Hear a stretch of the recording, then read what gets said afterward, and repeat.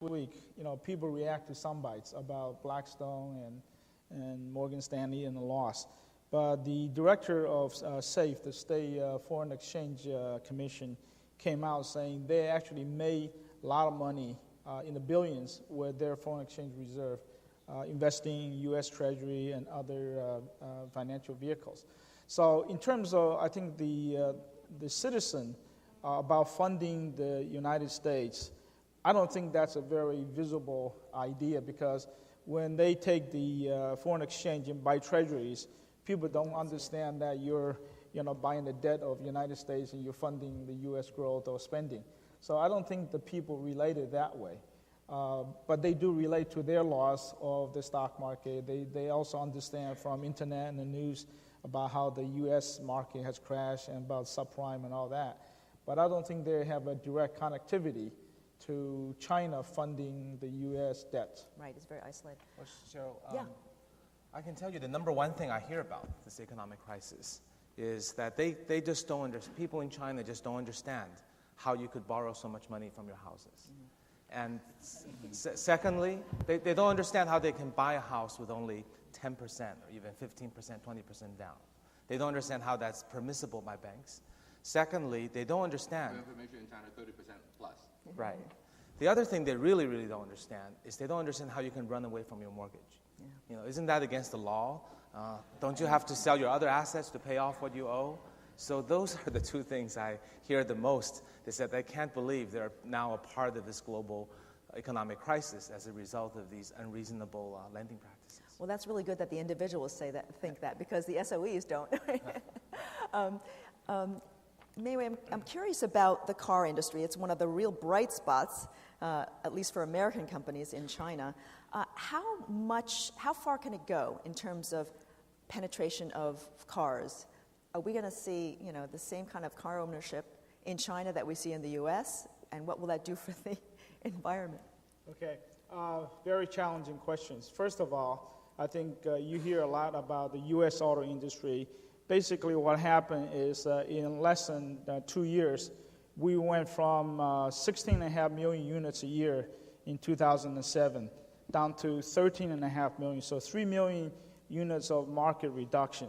And then this year, we're looking at somewhere around 9.5, maybe 10 million units. So you're seeing a very severe reduction of the market demand.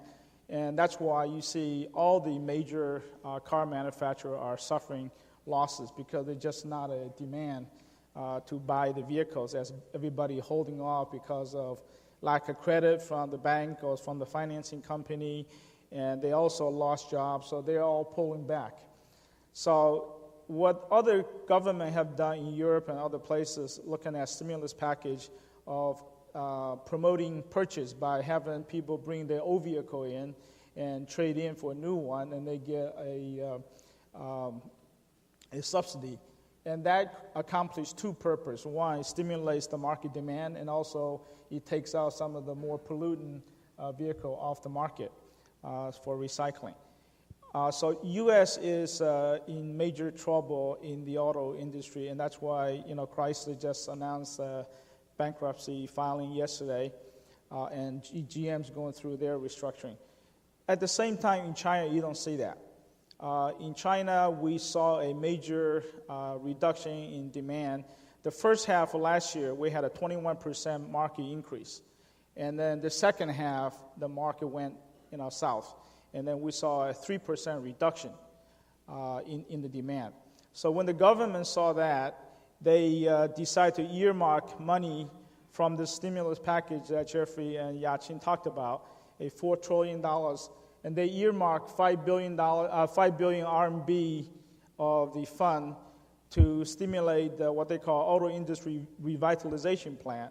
They encourage you to buy smaller engine size vehicle, less than 1.6 liters.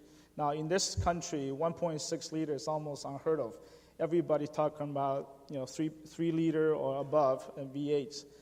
They're trying to promote the purchase of fuel efficient vehicle, 1.6 liter or less, so smaller vehicle.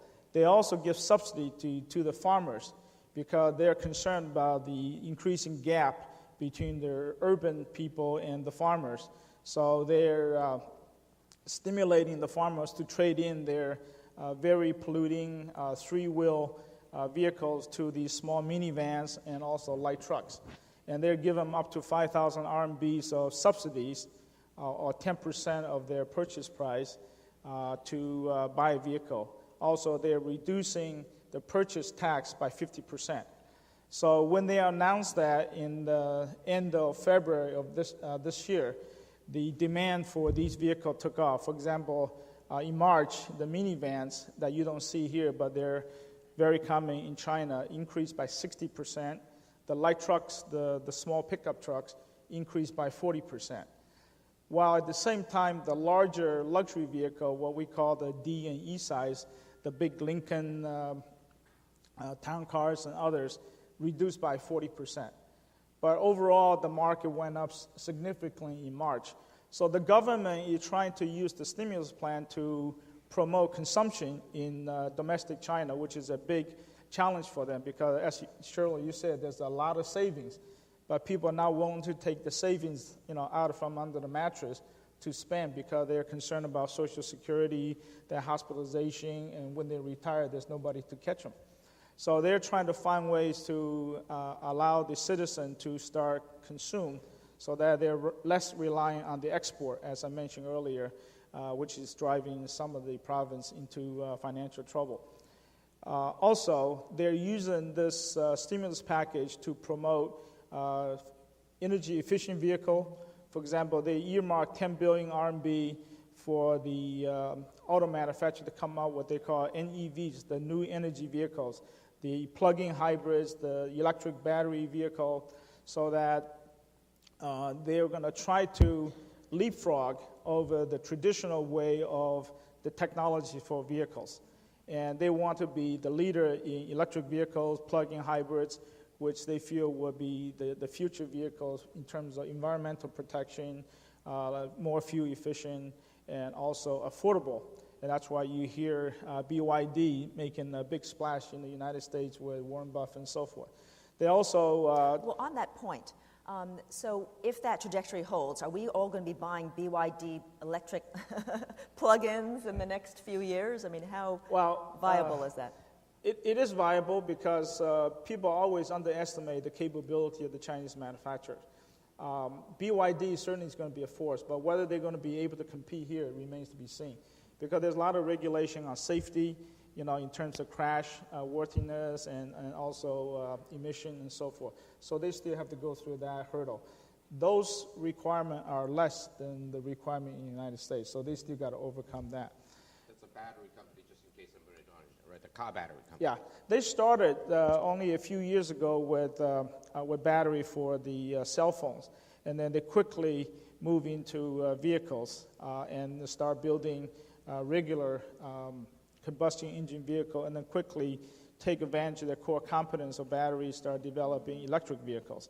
So you can see BYD didn't exist 15 years ago, and they went from a no, identity company to someone who's going to be very competitive. You all ride Chinese-made cars, right? I'm curious about the design. Do you? Yes, made in China. I actually used to ride the Beijing Jeep, and I have to say that one time when I was driving, this is in the early years of the manufacturing, I was driving along Chang'an, and the stick shift came out. So that was my nightmare. But I think it's a lot better now. So what kind of idiosyncrasies do you see in the cars? Because I think that in design, some of the designs are going to be really catering to the Chinese local market. In the U.S., as you make big cars to cater to the American audience, and they put cup holders because all Americans like to drink while they drive. Water, that is. And what is different about the Chinese designs, if there is any idiosyncrasies that you guys have found? All of you? None? Okay. They probably don't drive. Well, one thing is that because most people have drivers, aren't the back seats a little bit more roomy? Right. Yeah. I read my emails. I read my emails. To show a message on the back of the car. I don't drive particularly. No, but I think the backs of the cars are more roomy because they know precisely. that. Precisely. I think you're right. the characteristic of a vehicle in China is different than the United States, is different than Europe. American like big cars, they like the front seat to be very luxurious and all the control, while the Chinese, they don't drive most, in the past. Now more and more people drive themselves. The back seat, there has to be more room, for the boss, and then the remote control for stereo should be in the back. But more and more, the younger generation are really up to speed in terms of all the design across the United States and North America.